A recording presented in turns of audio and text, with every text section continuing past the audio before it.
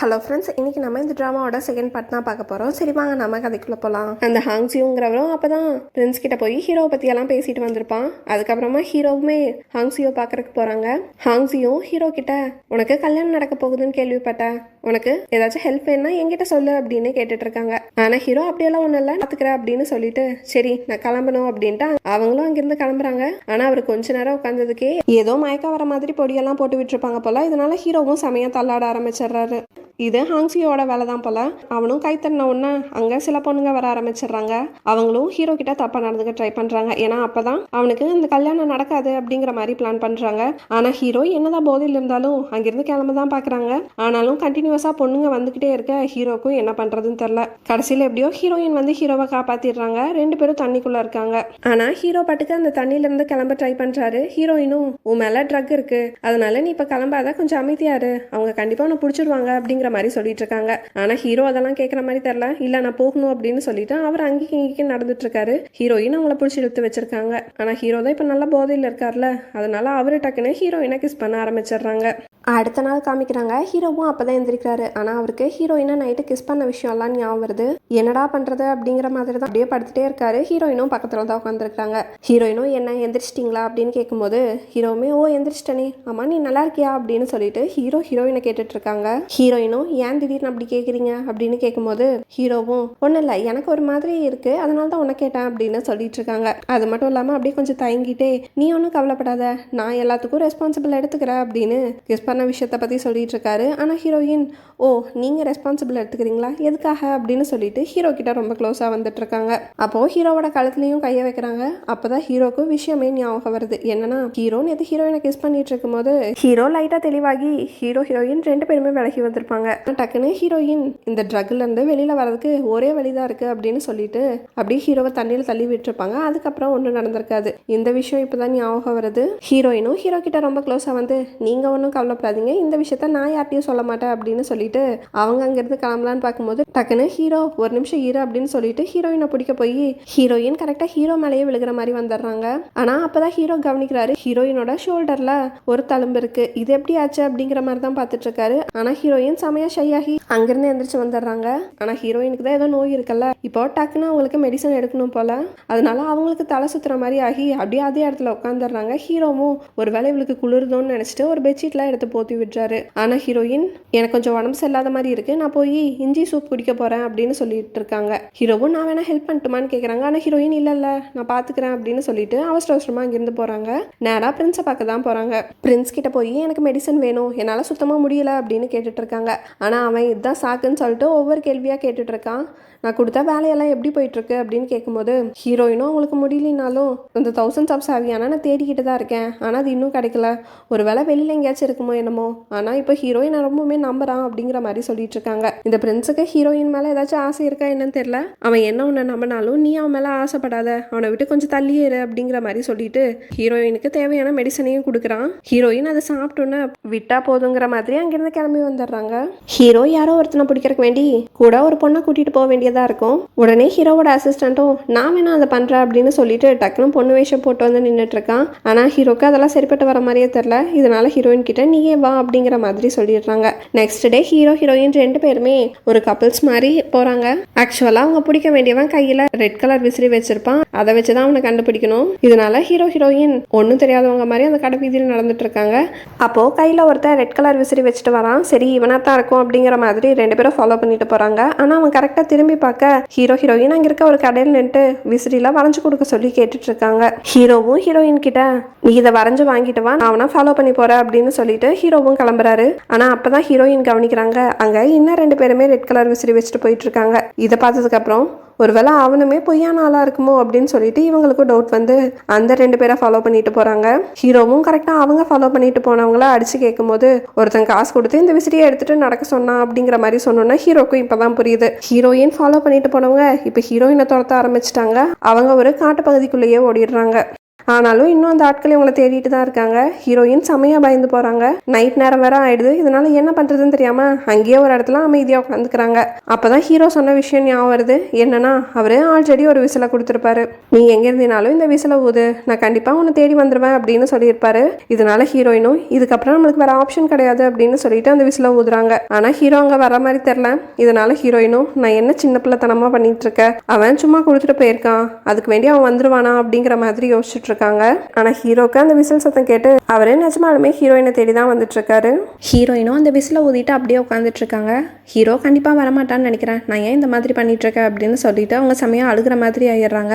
ஆனால் கரெக்டாக ஹீரோயின் இருக்கிற இடத்துக்கே வந்துடுறாங்க. ஹீரோயின் கிட்ட கை கொடுத்து எந்திரி அப்படின்னு சொல்லும் போது அப்படியே அவங்க எந்திரிக்கிற ஸ்பீடுக்கு ஹீரோயினை ஹக் பண்ணிக்கிறாங்க. ஆனால் ஹீரோயின் ரொம்ப பயந்து போயிருப்பாங்க போல. இதனால ஹீரோயினுமே ஹீரோவை ஹக் பண்ணிட்டு அழுகவே ஆரம்பிச்சிடுறாங்க. அந்த காட்டுக்குள்ளேயே ஒரு பாலடைஞ்ச வீடு இருக்குது. ஹீரோயின் சரி இன்னைக்கு நைட் அங்கே தங்கிக்கலாங்கிற மாதிரி போறாங்க. ஆனால் ஹீரோயின் செமையா பயந்து போயிருக்காங்க. ஹீரோயினும் ஹீரோ கிட்ட நீங்க எப்படி என்ன கண்டுபிடிச்சிங்க அப்படின்னு கேட்கும்போது நீ தான் போற இடமெல்லாம் ட்ரைஸ் விட்டுட்டு போயிருந்தல, அதை வச்சு தான் கண்டுபிடிச்சேன் அப்படிங்கிற மாதிரி சொல்லிட்டு இருக்காங்க. ஹீரோயினும் ரொம்ப தேங்க்ஸ், கண்டிப்பா நீங்க வந்து என்னை காப்பாத்துவீங்கன்னு நான் நம்பல அப்படிங்கிற மாதிரி சொல்லிட்டு இருக்காங்க. இதனால ஹீரோவும் ஒரு மாதிரி யோசிச்சுட்டே இதுக்கு முன்னாடி யாராச்சும் உனக்கு ப்ராமிஸ் பண்ணி அதை மீறி இருக்காங்களா அப்படிங்கிற மாதிரி கேட்கும்போது ஹீரோயினும் ஆமாம், ரொம்ப வருஷங்களுக்கு முன்னாடி இதே மாதிரி ஒரு விசில் உனக்கு என்ன பிரச்சனைனாலும் இதை ஊது, கண்டிப்பா நான் வருவேன் அப்படின்னு என்கிட்ட ஒருத்தங்க சொன்னாங்க, ஆனா கடைசி வரைக்கும் வரல அப்படின்னு சொல்லிட்டு இருக்காங்க. ஹீரோவும் நீ அவங்கள வெறுக்கிறியா அப்படின்னு கேட்குறாங்க. ஆனா ஹீரோயினுக்கு அவங்கள பத்தின ஞாபகமே இல்லை போல, அவங்க ஃபேஸ் எப்படி இருக்குன்னு கூட எனக்கு தெரியாது, அப்புறம் எப்படின்னு அவரை வெறுக்க முடியும் அப்படிங்கிற மாதிரி சொல்லிட்டு இருக்காங்க. ஹீரோவும் சரி டைம் ஆயிடுச்சு நீ தூங்க அப்படின்னு சொல்றாங்க. ஆனா ஹீரோயின் என்ன நம்ம 2 பேருமா அப்படிங்கிற மாதிரி கொஸ்டின் கேட்டுட்டு இல்ல எப்படி தூங்குறதுன்னு கேட்டேன் அப்படிங்கிற மாதிரி கேட்டுட்டு இருக்காங்க. உடனே ஹீரோவும் அங்க இருக்க புல்லெல்லாம் வச்சு ஹீரோயினுக்கு பெட் மாதிரி ஒன்று ரெடி பண்ணி கொடுத்துட்டு அவரே ஹீரோயின் பக்கத்துலயே உட்காந்துக்கிறாங்க. ஆனா டக்குன்னு அங்க ஏற்றி வச்சிருக்க கேண்டில் காத்துக்கு அணைஞ்சிருது. அது மட்டும் இல்லாம அங்க இருக்க மரமுமே லைட்டா விழுந்துருது. இதனால ஹீரோயினும் ஒரு மாதிரி பயந்து போறாங்க. ஆனா ஹீரோ டக்குன்னு ஹீரோயினோட கையை பிடிச்சிட்டு நீ ஒன்னும் பயக்காத, வெறும் காத்துக்கு தான், நான் கூட தான் இருக்கேன் அப்படிங்கிற மாதிரி ஹீரோயினுக்கு ஆறுதல் சொல்றாங்க. இது ஹீரோயினுக்குமே நல்ல இதமா இருக்கு. நெக்ஸ்ட் டே தான் ஹீரோயின் 2 பேருமே அவங்க வீட்டுக்கு போறாங்க. அப்பதான் ஹீரோயினும் சொல்றாங்க இன்னைக்குதான் இந்த வீடே பளிச்சுன்னு இருக்க மாதிரி தெரியுது, ஏதோ பெரிய விஷயத்துல இருந்து தப்பிச்சு வந்த மாதிரி இருக்கு அப்படின்னு சொல்லிட்டு இருக்காங்க. அந்த சமயத்துல கரெக்டா ஹீரோவோட அசிஸ்டன்ட்டும் நீங்களும் வந்து நல்ல வேலை இப்பவாச்சும் வந்தீங்களே, உங்களை தேடி பிரின்சஸ் ஆன் வந்திருக்காங்க அப்படின்னு சொல்லிட்டு இருக்காங்க. ஹீரோக்கு பாத்திருக்க பொண்ணு தான், அவளும் உள்ள வந்தோடனே நம்ம இன்னைக்கு பேசி பழகிக்கலாம், நாளைக்கு வெளியே போலாம், 3வது நாள் கல்யாணம் பண்ணிக்கலாம் அப்படின்னு சொல்லிட்டு வரிசையா பேசிட்டு இருக்கா. ஹீரோக்கு என்ன பேசுறதுனே தெரியல. அவர் ஹீரோயினை தான் பார்த்துட்டு இருக்காங்க. ஹீரோவோட அசிஸ்டன்ட்டும் நீங்களும் இவன் இப்படி பேசிட்டு இருக்கா அப்படிங்கிற மாதிரி பேசிட்டே வெளியே நடந்து போயிட்டு இருக்காங்க. அப்ப நீங்களும் இந்த பசங்க எல்லாம் ஏன் தான் எப்படி இருக்கீங்களோ, இப்பதான் ஹீரோக்கு நடுவில் ஏதோ போற மாதிரி தெரியுது, அதுக்குள்ள வேற ஒருத்தங்களை கல்யாணம் பண்றதுக்கு இந்த ஹீரோ பாக்குறாரு அப்படிங்கிற மாதிரி பேசிட்டு இருக்காங்க. ஆனா ஹீரோவோட அசிஸ்டன்ட் நீ ஹீரோவை பத்தி என்ன பேசிட்டு இருக்க, அது மட்டும் இல்லாம நீங்க பசங்கன்னு சொல்ற, அப்ப நீ என்ன பொண்ணா அப்படிங்கிற மாதிரி கேட்டுட்டு இருக்காங்க.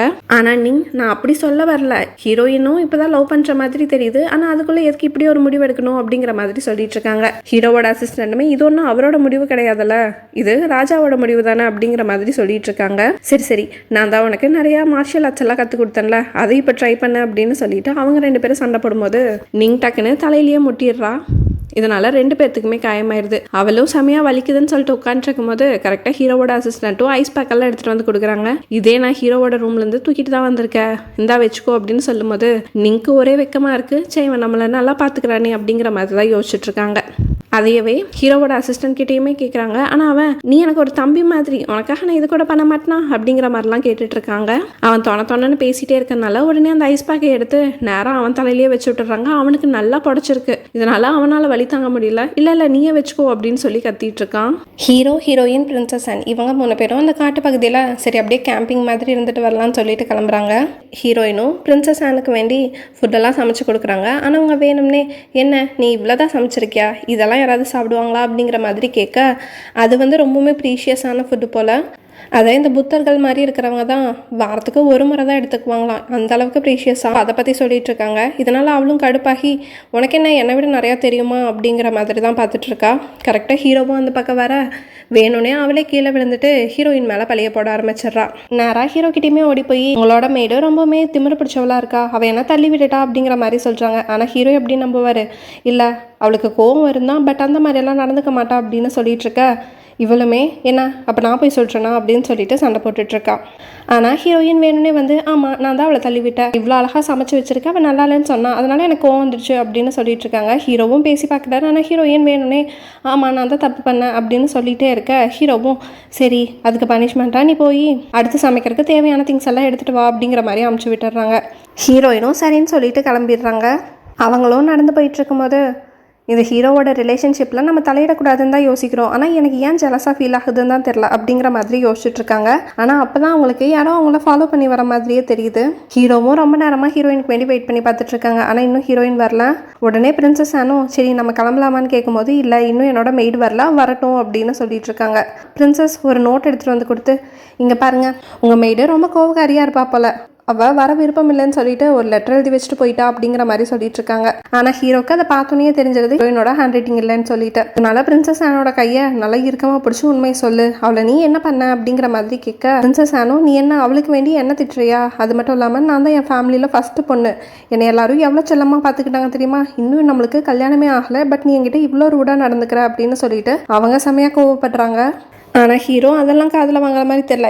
ஹீரோயின் எங்கேன்னு சொல்லிட்டு ரொம்ப கோவமாக கேட்க பிரின்சஸ் ஆனு நான் அவளை வித்துட்டேன் அப்படிங்கிற மாதிரி சொல்லிட்டு இருக்காங்க. அவளுக்கு மட்டும் ஏதாச்சும் ஆச்சு நீ அவ்வளோதான் அப்படின்னு சொல்லிட்டு உடனே ஹீரோவும் ஹீரோயினை தேடி போகிறாங்க. ஹீரோயினா நிறைய ஆட்கள் கடத்திட்டு போயிருப்பாங்க போல, அவங்கள ஒரு பெட்டியில் அடைச்சி வச்சிருக்காங்க. ஹீரோயினும் அந்த இடத்துல செமையாக பயந்து போய் நடுங்கிட்டு இருக்காங்க. ஹீரோவுமே ஒரு வழியாக ஹீரோயினை கண்டுபிடிச்சி காப்பாற்றிடுறாங்க. ஆனால் ஹீரோயினுக்கு செம சந்தோஷமா இருக்கு. நீங்கள் எப்படியா இருந்தாலும் என்னை கண்டுபிடிச்சிடுறீங்க அப்படின்னு சொல்லிட்டு இருக்காங்க. சரி பிரின்சஸ் ஆனுங்க அப்படின்னு கேட்கும்போது ஹீரோக்கு செம கடுப்பாக இருக்கு. உன்னோட சுச்சுவேஷனே இப்படி இருக்கு, நீ மற்றவங்களை பற்றி கவலைப்பட்டு இருக்கியான்னு. அதுக்கு ஹீரோயினும் அவங்க ஒன்றும் மற்றவங்க கிடையாது, நீங்கள் 2 பேரும் கல்யாணம் பண்ணிக்க போறீங்க, அந்த விஷயத்த மறந்துட்டீங்களா அப்படிங்கிற மாதிரி கேட்க ஹீரோக்கு செம கடுப்பாக இருக்கு. நீ தேவையில்லாமலாம் பேசிட்டு இருக்காத அப்படிங்கிற மாதிரி சொல்லிட்டு இருக்காங்க. ஆனால் ஹீரோயின் இன்னைக்கு கண்டிப்பாக என்னோட விஷயத்தினால அவங்க கோபமாக இருப்பாங்க, அவங்களுக்கு ஏதாச்சும் கிஃப்ட் வாங்கி கொடுக்கலாம் அப்படிங்கிற மாதிரி சொல்ல ஹீரோவும் செம கடுப்பில் சரிப்போ இந்த கடைவீதியில் இருக்க நல்லா விலை உயர்ந்த பொருளாக பார்த்து தேர்ந்தெடு அப்படிங்கிற மாதிரி சொல்லிட்டு ஹீரோயினையும் அமுச்சு விட்றாங்க. ஹீரோயினும் சரின்னு சொல்லிட்டு கிளம்புறாங்க. ஆனால் அவங்களுக்கு ஜெலஸாக தான் இருக்கு. நான் என்ன சின்ன பிள்ளை மாதிரி இவ்வளோ ஜெலஸ் ஆகிட்டு இருக்கேன் அப்படிங்கிற மாதிரி யோசிச்சுட்டே தான் போயிட்டு இருக்காங்க. ஹீரோக்கும் கடுப்பாக இருக்கு, இவ என்ன எந்த விஷயத்தை பற்றியும் யோசிக்காம அவ கூட சேர்த்து வச்சு பேசிட்டு இருக்கா அப்படிங்கிற மாதிரி. ஹீரோ பார்க்கும்போது ஹீரோயின் பார்க்க மாட்டேங்கிறாங்க, ஹீரோயின் பார்க்கும்போது ஹீரோ திரும்பிக்கிறாரு. 2 பேருக்குமே கஷ்டமாக தான் இருக்குது, பட் வாய் திறந்தா சொல்ல மாட்டேங்கிறாங்க. அப்போ கரெக்டாக ஒரு அம்மா வந்து ஹீரோயின் கிட்ட ஒரு நூலை கொடுத்து இருந்தாங்க, இந்த லைனை யார்கிட்ட போய் முடியுதோ கண்டிப்பாக உங்களுக்கும் அவங்களுக்கு தான் மேரேஜ் நடக்கும் அப்படிங்கிற மாதிரியெல்லாம் சொல்லி கொடுக்குறாங்க. ஆனால் ஹீரோயின் வேணாம்னு சொல்ல அந்த அம்மா விட்டுற மாதிரி தெரியல, பிடிச்சி அவங்க கையில் கொடுத்துட்டு ஓடிடுறாங்க. அந்த நூல் அப்படியே உருண்டு ஓடிடுது. ஹீரோயினும் சரி அதை எடுத்து வைக்கலாம்னு சொல்லிட்டு அதை எடுக்க போனால் கடைசியில் அது போய் ஹீரோ கிட்ட தான் முடியுது. ஹீரோயினுக்கு என்ன பேசுறனே தெரியல. அப்படியே 2 பேரும் பார்த்துட்டு அப்படியே க்ளோஸாக போகும்போது திடீர்னு ஹீரோ ஒரு அம்பு வர மாதிரி இருக்கு. ஹீரோயின் எப்படியும் அதுலேருந்து தப்பிச்சிடுறாங்க. ஹீரோயினும் அதை பார்த்துட்டு இன்னைக்கு பிரின்சஸ் ஆனோட உங்களுக்கு நடந்த பிரச்சனை இல்லை, இந்த அம்புக்கு காரணமாக இருக்குமா அப்படிங்கிற மாதிரி கேட்டுட்டு இருக்காங்க. ஆனால் ஹீரோ நீ ஒன்றும் கவலைப்படாத, இதெல்லாம் நான் பார்த்துக்கிறேன் அப்படின்னு சொல்லிடுறாரு. ஹீரோயினும் நேராக பிரின்ஸை பார்க்கறதுக்கு தான் போகிறாங்க. அந்த அம்பு வந்து ஹீரோ மேலே விழுந்ததுக்கு நீங்கள் தான் காரணமா அப்படிங்கிற மாதிரி கேட்கும்போது அவருமே ஆமான்னு ஒத்துக்கிறாரு. அது மட்டும் இல்லாமல் என்ன இப்போ உன் போக்கே சரியில்லை, உனக்கு ஹீரோ மேலே இன்ட்ரெஸ்ட் வந்துடுச்சா, நீ அவரோட ட்ரஸ்ட்டை வின் பண்ணுறேன்னு தானே சொன்னேன், ஆனால் இப்போ போகிற போக்க பார்த்தா வேற மாதிரி போகுது, என்ன ஹீரோக்கும் பிரின்சஸ் ஆனுக்கும் கல்யாணம் பண்ணுற விஷயத்தில் உனக்கு சம்மதம் இல்லையா அப்படிங்கிற மாதிரி கேட்டுட்டு இருக்காங்க. ஹீரோயின் எதுவுமே பேசாமல் அமைதியாகவே இருக்காங்க. இதனால பிரின்ஸுமே சரி இந்த விஷயத்த உன்னை வச்சு பண்ண முடியாதுன்னு நினைக்கிறேன், நான் வேற ஆள் வச்சு பார்த்துக்கிறேன் அப்படிங்கிற மாதிரி சொல்லிட்டு இருக்காங்க. ஆனால் ஹீரோயின் இல்லை இந்த விஷயத்த நானே பண்ணுறேன் அப்படிங்கிற மாதிரி எடுத்துக்கிறாங்க. பிரின்ஸுமே இது வரைக்கும் நீ எந்த விஷயத்தையும் தானா நான் பண்ணுறேன் அப்படின்னு சொல்லி எடுத்ததில்ல, ஃபர்ஸ்ட் டைம் எடுக்கிற, சரி கரெக்டாக பண்ணு அப்படிங்கிற மாதிரி சொல்லி அனுப்புகிறாங்க. ஹீரோவுமே அவரோட அக்காவை பார்க்க போயிருப்பாங்க. ஹீரோக்கும் பிரின்சஸ் ஆனுக்கும் கல்யாணம் பண்ணுறதுக்கு அந்த இன்விடேஷனையே பார்த்துட்டு இருக்காங்க. இதனால ஹீரோவோட அக்காவுமே உனக்கு என்னதான் ஆச்சு, சப்போஸ் உனக்கு இந்த கல்யாணத்தில் விருப்பம் இல்லைன்னா நீ என்கிட்ட சொல்லு, நான் ராஜா கிட்ட சொல்லி இந்த கல்யாணத்தை நிறுத்துறேன் அப்படிங்கிற மாதிரி சொல்லிட்டு இருக்காங்க. ஆனால் ஹீரோ இல்லை அப்படியெல்லாம் ஒன்றும் கிடையாது, எனக்கு ஏகப்பட்ட கோல்ஸ் இருக்குது, அதெல்லாம் நடக்கணும்னா நான் கல்யாணம் பண்ணித்தானே ஆகணும் அப்படிங்கிற மாதிரி சொல்லிட்டு இருக்காங்க. ஹீரோவோட அக்காவுக்கு கஷ்டமாக இருக்குது. என்ன அம்மா அப்பாவை கொண்டவங்கள ரிவெஞ்ச் எடுக்கிறக்கு வேண்டியே உன்னோட வாழ்க்கையை வாழ போறியா, இந்நேரம் அம்மா அப்பா உயிரோடு இருந்திருந்தாங்களா உன்னை இந்த மாதிரி ஒரு வாழ்க்கையை வாழ விட்டுருப்பாங்களா, அதனால நீ நல்லா யோசிச்சு முடிவெடு அப்படிங்கிற மாதிரி சொல்லிட்டு இருக்காங்க. திடீர்னு அன்னைக்கு நைட்டு நல்லா மழை வருது. அதனால ஹீரோயினுமே ஹீரோ நிறைய எழுதி வச்சிருப்பாரு, அதெல்லாம் கொஞ்சம் காயணும்னு சொல்லிட்டு அதெல்லாம் எடுத்து போட்டுட்டு இருக்காங்க.